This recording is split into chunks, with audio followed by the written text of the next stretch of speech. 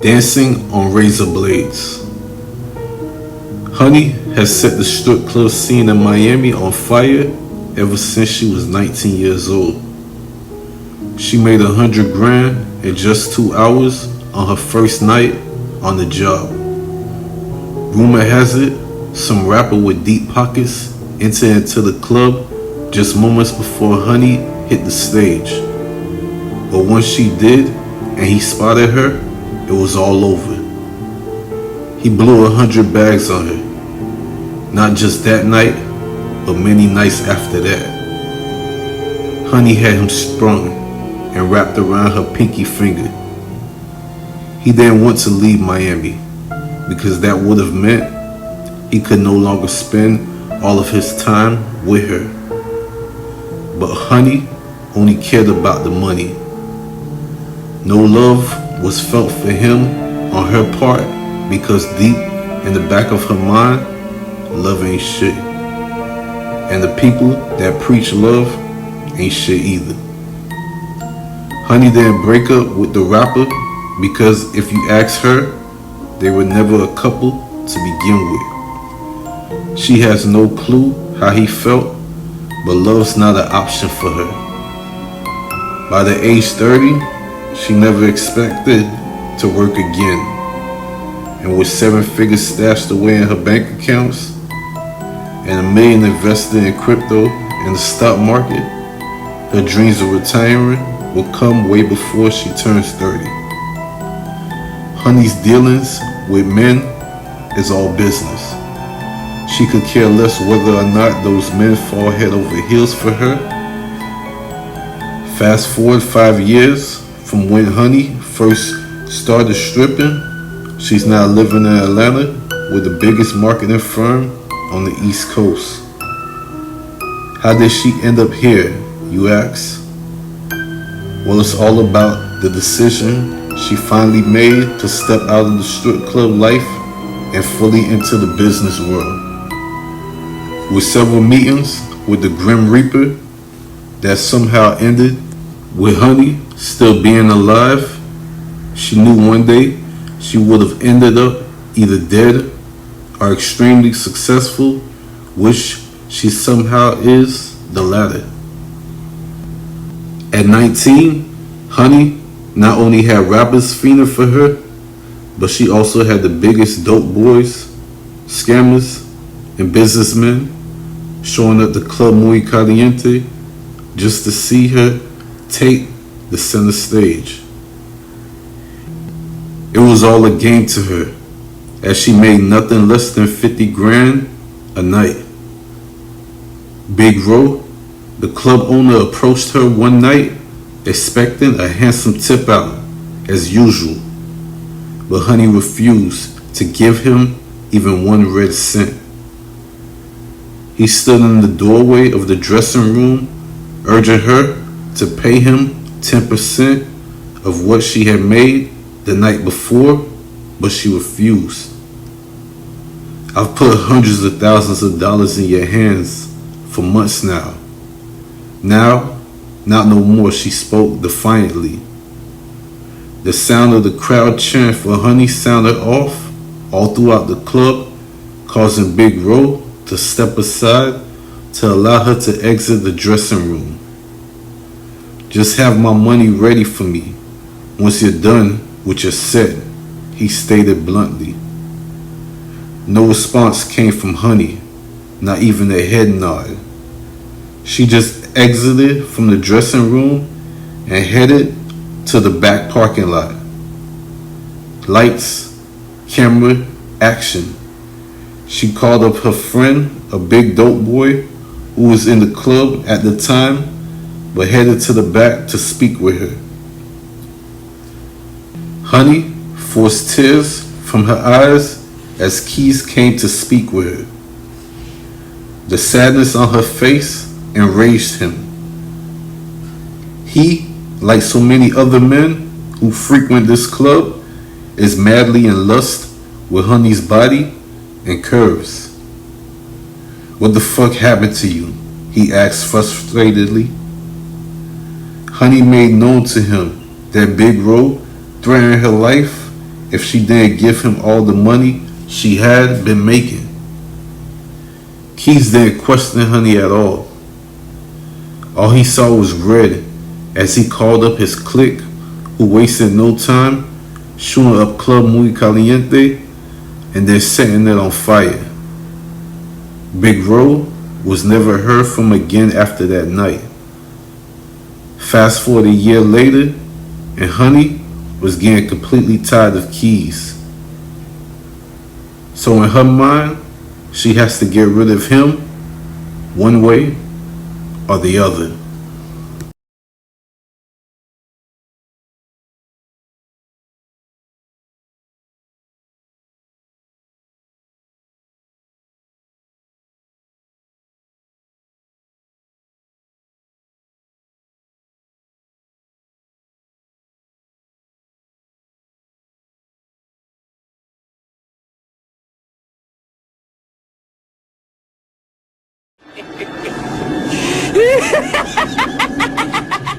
Dancing on Razor Blades, Part 2. Honey's still stripping. She's still the biggest, most well-known stripper in Miami. But she has one big problem, and that's Keys. Although he's never said it, but she knows, he feels that she belongs to him. Ever since he rescued her from what Big Ro could have done to her, he's been acting as though he's her man. He's begging her to have his baby and to stop dancing.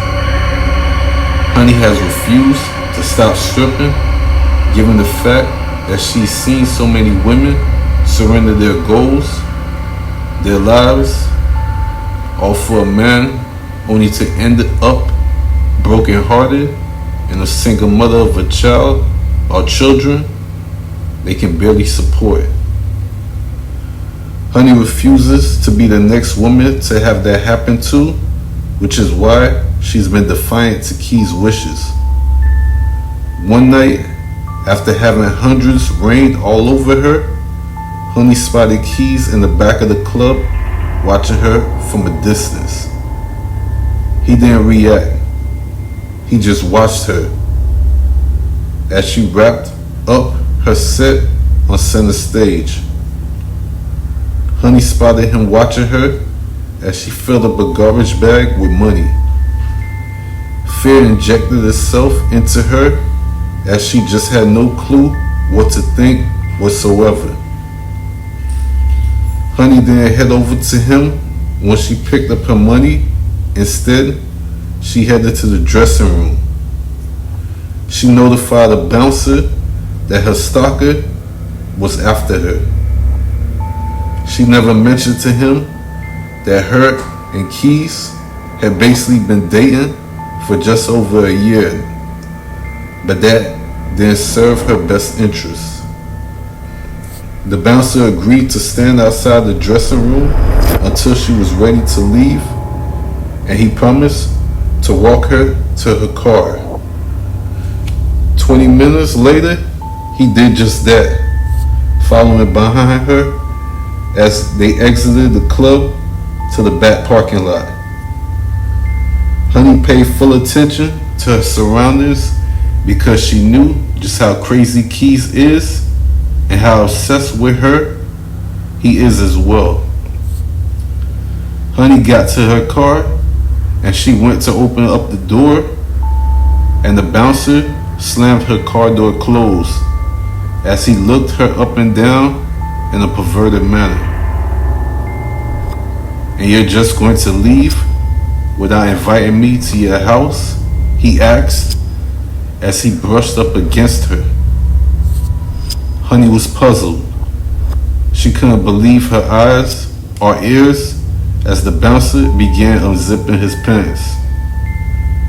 "How about you show me a little gratitude for protecting you right here, right now?" he spoke. He pinned her back up against the driver door with his pants down to his ankles, and then the sound of a gun went off, followed by the bouncer collapsing onto the floor as several bullets inserted themselves into his skull. His blood painted itself all over Honey as she panicked at the mere sight of his dead body.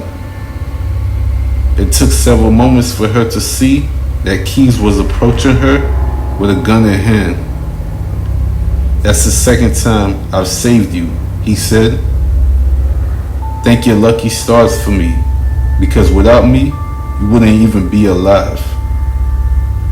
Honey shivered uncontrollably as he stepped closer to her. "Like I said, this club life isn't for you. So consider tonight the night you retire." Honey agreed by nodding her head, which caused Keys to smile. "Perfect. Now let's get the fuck out of here before the cops show up."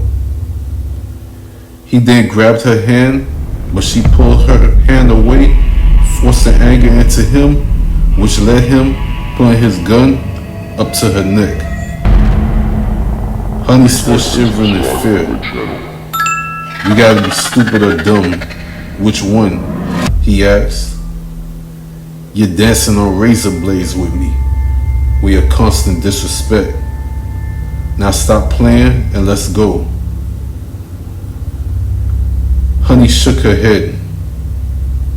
"I ain't going nowhere with you," she replied. Her response infuriated Keys, causing him to punch her in the face. He kept hitting her even as she fell down to the floor, leading Honey into a coma that she was in for nearly 5 months.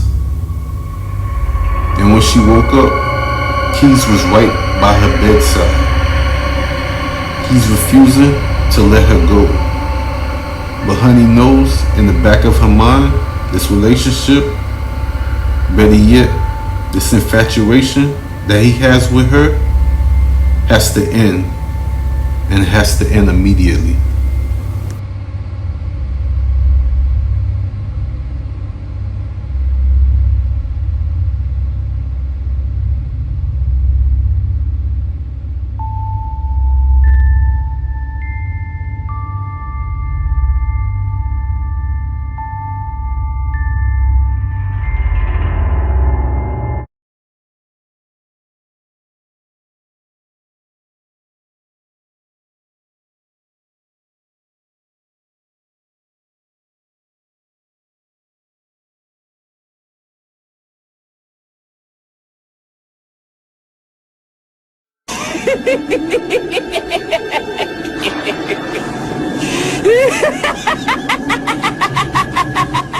Dancing on Razor Blades, Part 3, Deadly Ending.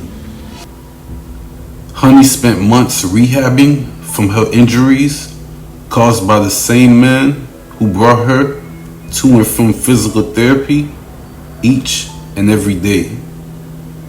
Keys' insecurities was evident as he forced the physical therapy facility to assign a female physical therapist to work with Honey instead of the man who was originally assigned to work with her. Honey can't break away from Keys, who has been attached at the hip with her ever since she woke up from out of the coma that he put her in. Honey has been healed for more than a month now, but she's pretending to still need physical therapy to spend less alone time with Keys. Keys is demanding the kid from her, but she knows as long as she continues to still have pain and need therapy, the talk about having a child will just stay that way, just a conversation. But time is flying, and Honey wants to live. Her money is stashed away in her bank accounts, but she knows the money that she has saved isn't enough to make her financially free for the rest of her life. Although stripping isn't what she plans on doing forever, She knows it can make her plenty of money in a hurry. At this point, running for her life is a better option than dealing with keys any further. One night, she made it up in her mind that she would sneak out in the middle of the night while Keys slept. One night, after midnight, Honey woke up and just grabbed her car keys. There's no point in packing any clothes or taking anything of value with her, but instead, she just wanted to flee from Keys' life for good. She headed out of the home into the car and fled to a small town just outside of Orlando. Honey expected to stay there for a few nights at the most so that she could find a strip club to dance at and make some money so she could leave Florida for good. That should have been a few nights stay turned into a month of Honey making money, getting into fights, and even nearly losing her life on several occasions because she kept playing with the emotions of plenty of men. Drama has seemed to follow Honey everywhere that she goes, but somehow in all of her meetings with the Grim Reaper, she's ended up alive. Either it's actually luck or the Lord is truly on her side. Honey, for some reason, keeps attracting bad energy, including the one named Keys who showed up to her apartment unannounced one evening after Honey came from the club she had been dancing at for weeks now. Keys sat up on her sofa as she entered into her home. When she flicked on the lights, she was startled by his presence. He glared at her with anger poured all over his face. "So you thought you could just leave me, didn't you?" he says, causing Honey to rush up the stairs. He was confused as to why she didn't attempt to run out of the house, but that didn't stop him from rushing up the stairs after her. "You ain't going no fucking where, bitch," he says as he made his way up the stairs where he finally spotted a gun aimed right at him. "All I've ever wanted was for you to just leave me alone," she spoke. "But you won't. You just won't. Just let me be, so I have to get rid of you. I have to end all of this bullshit once and for all." Keys laughed at her words, but deep down, he's panicking, which forced him to sprint in her direction. Several bullets from Honey's gun left from out of it and flew right into Keys, killing him in a hurry. Honey felt relieved at the very moment as she knew that she was free at last from all the drama and all the bullshit that life had to offer her over the past few years up until that point. She wasn't charged with anything, given that Keys broke into her home and tried to kill her, or who knows what he could have done to her if given the chance. Days later, Honey left Florida and moved to Georgia, where she began studying the stocks. She invested into a few companies she believed in, and she also placed money into cryptocurrency. Her network multiplied in a hurry, and Honey launched her own marketing firm, and in no time, her business began booming. No more stripping for Honey. No more using men to get what she wants. Instead, she's relying on herself and her team, who has helped her build one of the biggest marketing firms in the world. Everyone's journey is different, but it's all about the decisions you make. So be very smart about every decision you make, always.